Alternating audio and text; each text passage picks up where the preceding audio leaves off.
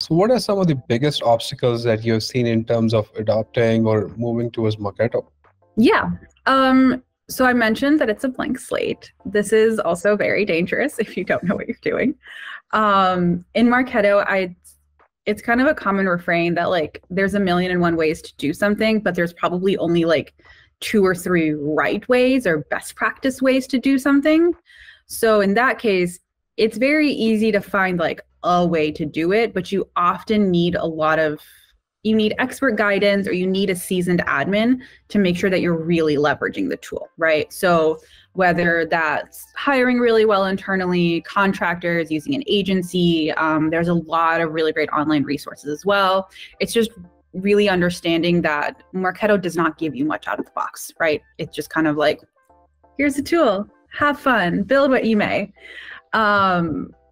And in order to make sure that you don't make some decisions that will result in a lot of tech debt or a lot of cleanup down the line, that you're going to need some guidance, some expert advice, some research on the internet to make the most of it.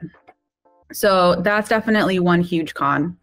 Not a con, but just something very much to be aware of with the type of tool that Marketo is.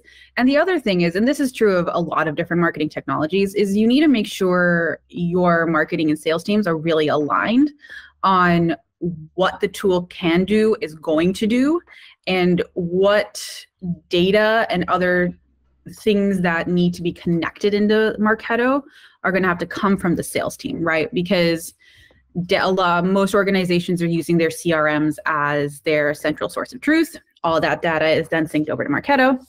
But your sales team is often the one that's entering that data. So you need to make sure that you are well aligned with your sales team in terms of what data is going to be entered, how is it going to be entered, what are we prioritizing.